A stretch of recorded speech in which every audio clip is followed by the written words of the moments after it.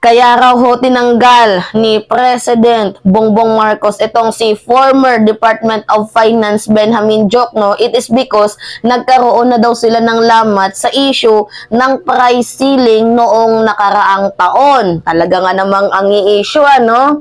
So sa mga hindi nakakaalam guys, nag-oath taking na ho. Meron na ho tayong Department of Finance which is si Ralph Recto na nanumpa kahapon. So ini-issue nila itong si Pangulong Bongbong Marcos na tinanggal daw ho ni Pangulong PBBM si former Department of Finance Benjamin Diokno because nagkaroon sila ng lamat doon sa price ceiling nung nakaraang taon na naging malaking issue. At bakit daw bigla nilang iniwan?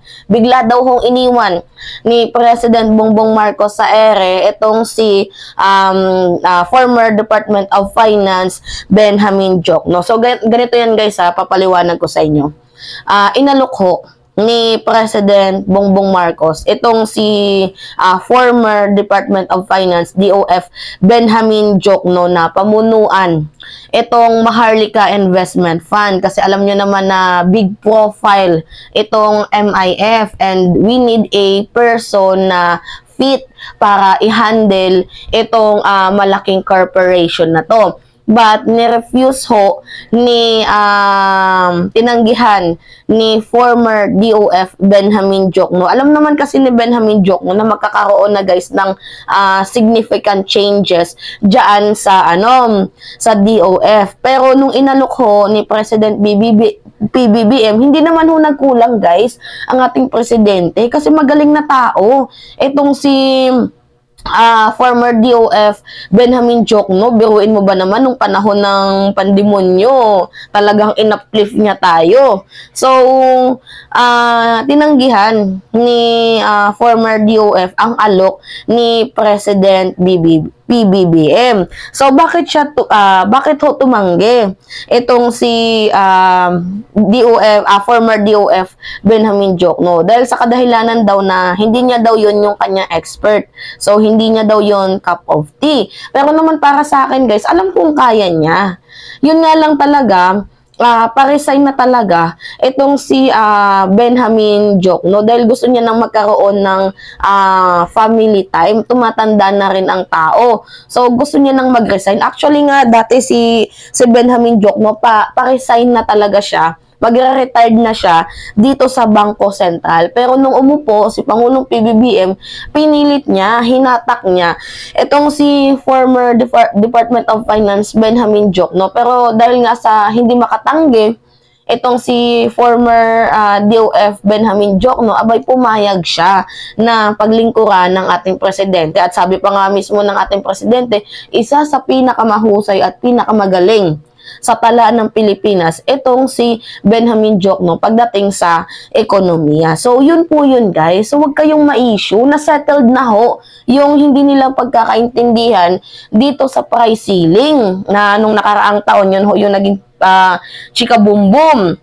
Hindi ho tinanggal itong si Benjamin Diokno. Wherein pa kahit wala na siya sa DOF, pipilitin niya pa din guys na bumalik. Galing na mismo sa kanyang bunganga, pipilitin niya pa din guys na bumalik sa Bangko Sentral. So, mananatili siya bilang monetary board ng Bangko Sentral ng Pilipinas. You know yung monetary board, one of the powerful body diyan sa Bangko Sentral ng bansang Pilipinas. So ngayon, sa mga nagtatanong, Mima, what is the credential of Ralph Recto?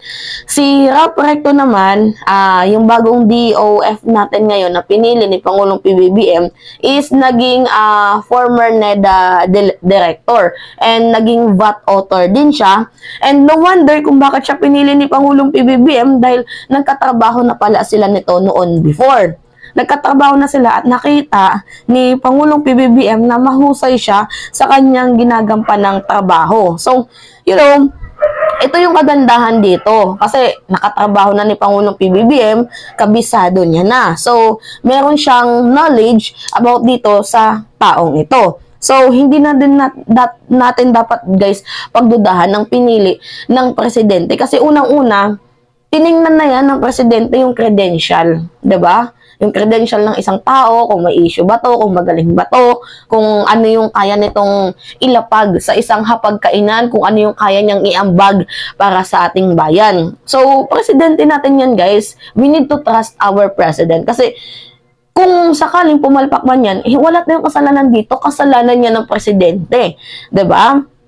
So anyway, pinili niya itong si Ralph Recto dahil alam niya na itong si Ralph Recto na bagong Department of Finance natin ngayon, meron hong may aambag sa hapagkainan. Meron hong maibibigay dito sa ating bayan na magandang serbisyo. So wag na nating i-question yan. Pangalawa, loyalty. Alam ko itong si Ralph Recto, ang loyalty nito kay President Bongbong Marcos. Paano ko naman nasabi? Hindi naman yan, guys, pipiliin ng presidente natin kung wala yan loyalty sa ating Pangulo. Kasi imagine in-appoint ka tapos yung takbo ng direksyon mo paiba, pataliwas, 'di ba? Ang pangit naman ata nun. So, hindi magagawa ng maayos ang plano ng Pangulo kung yung loyalty mo ay, wala sa presidente. So, pangalawa dito sa issue na to, guys, hindi lang magkakaroon ng significant changes itong DOF. Meron pa guys. Actually, sa mga naririnig ko, 3 or 2. Hindi ko lang sure, guys, kung 2 or 3 yung magkakaroon ng significant changes. Yung DOJ ba? Yung NEDA, we do not know. So, abang-abang lang tayo ng mga balitang, darating dito sa ating bayan. So, yan yung kailangan natin dito, guys. Tiwala sa ating Pangulo. At saka itong si Benjamin Joke, wala na itong kailangang patunayan kasi mayroon na siyang napatunayan. 'Di ba? Wala na siyang kailangang ipakita sa buong mundo dahil nakita na natin na kung gaano siya kagaling sa usapang ekonomiya. Wala nang makakatalo sa kanya. Bihasa na yung tao na yan. So, ngayon, dahil tumatanda na ang tao and kailangan na rin ata niya ng oras sa kanyang pamilya and alam ko naman na kaya niya tinanggihan din, guys, ang MIF. Syempre, malaking issue itong Maharlika Investment Fund. So, kapag tinanggap niya yan ay, di ba, ang dami mga DDS, kakamping, kakampons, na ang MIF daw ay isang nakaw ng bayan. So, ayaw niyang mabahiran ng dumi ang kanyang pangalan. So, feel ko, kaya niya naman paglingkuran ang Maharlika Investment Corporation. Pero dahil nga malaking issue ang MIF, abay mukhang tumanggi siya dahil ayaw niyang ma-issue ang kanyang pangalan. So, play safe pa din kahit papaano. Pero anyway, hayaan na natin ang matanda na magretiro kasi wala na siya kailangan dapat patunayan. Matanda na siya. Kailangan niya na magkaroon ng oras sa kanyang pamilya. Buong buhay ba naman inilaan sa pagtatrabaho ni former DOF Benjamin Joke sa gobyerno? Kahit konting time man lang para sa kanyang pamilya, ibigay natin. So anyway, hindi siya tinanggal, guys, hindi siya pinabayaan. Siya pa din yung magsisilbing monetary board dyan sa Bangko Sentral ng Pilipinas. So hindi siya tinanggal, guys, walang FO na nangyari, walang friendship over. Anyway, it's me again, guys, si Mima Alicia nyo. Tagbabalik ulit sa ating panibagong video.